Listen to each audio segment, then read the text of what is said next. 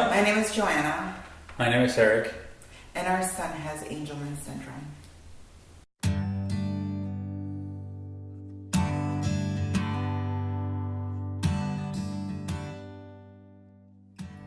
So when we found out we were having twins, we were so excited.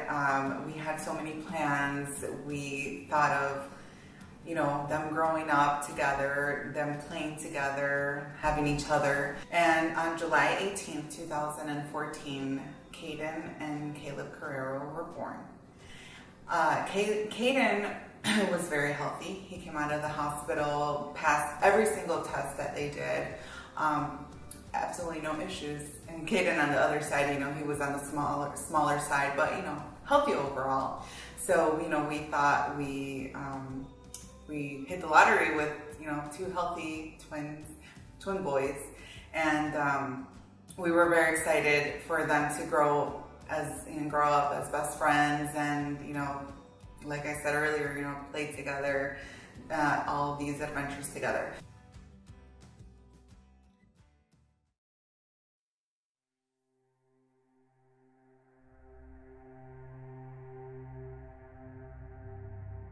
When they were around 3 months, I started noticing a difference. I started noticing that it was very hard to not notice it because Caleb was doing all these things. Caleb was hitting milestones, and Kayden wasn't. Kayden was always very quiet. He wouldn't cry like babies normally cry when they're hungry, or when they want attention.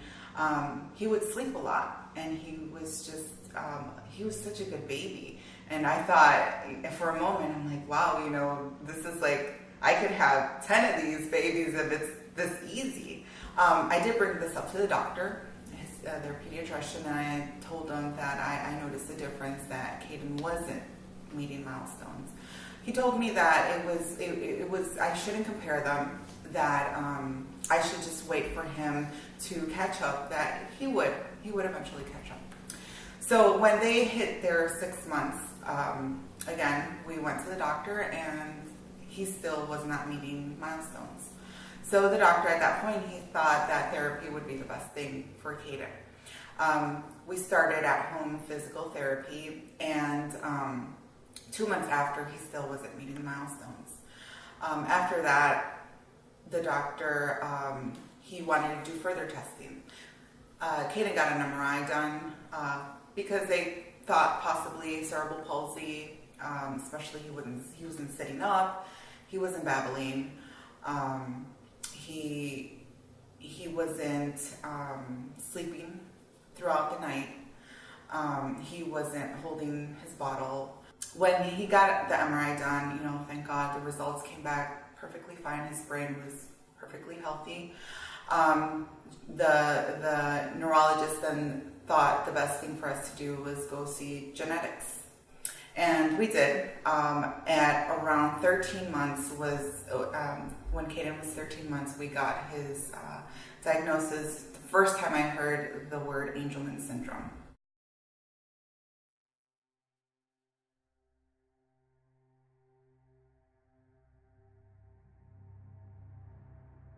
And the first thing I did when I walked out of the doctor's office was I started Googling it.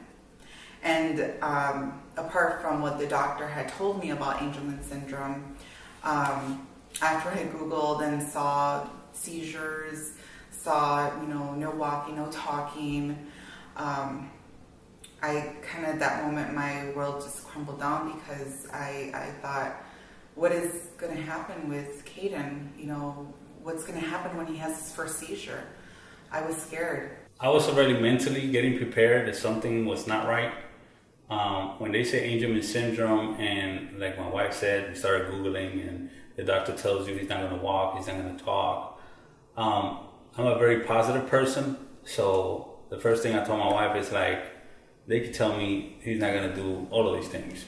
It's our job to help him do it and prove them wrong. And he's 2 years old, and like she said, he's already taking steps. He's already sitting independently. To me, that's proving that kids with Angelman syndrome, what we expect of our kids can be expected from a kid with Angelman syndrome. Maybe not to the full potential because they have the limitations, but they can accomplish a lot. And by thinking that way, it made us hit head-on Angelman syndrome. I think that, we were able to really dig deep into what Angelman syndrome is, and we're like, Kayden is Kayden. Angelman syndrome is what he has, but every child is different, and whatever we read and whatever was told to us by doctors, that's not going to define Kayden. So, with him going to therapy and his mom taking the therapy, and we give him therapy here at the house, treating him like a normal kid.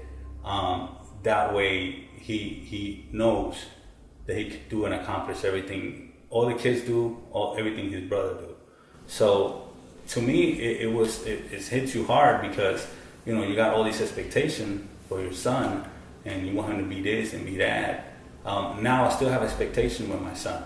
They might be different than what I had at the beginning, but I still have expectation, and I push my son to do better every day. And that's our goal as parents. That's what we got to do. And appreciate those little things that he do every single day. They might, for other parents, might be something very small. To us, it's huge, because taking a step for us parents of kids with Angelman syndrome is something huge. Every day he doesn't have a seizure for us is a win-win.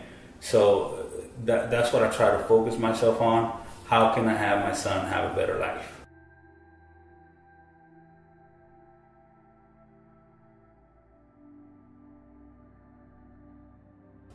They just made us feel like family, like welcome to the family. So when we went to our first FAST Summit, there were a lot of doctors, a lot of scientists that were talking about what we live through with our children with Angelman syndrome every day, but also what's going to be of them in the future, what they're working on for a better quality of life.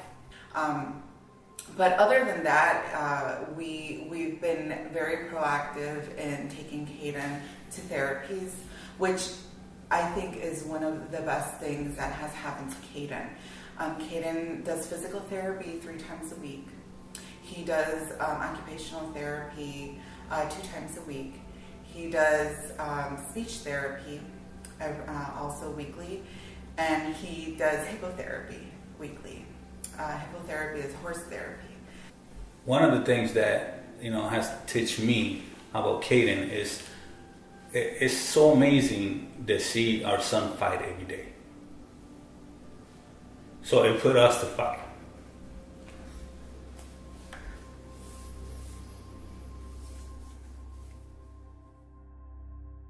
So I have in my head that Kayden has taught me that things might not be easy, but are possible. With love, with help, we can accomplish a lot of things.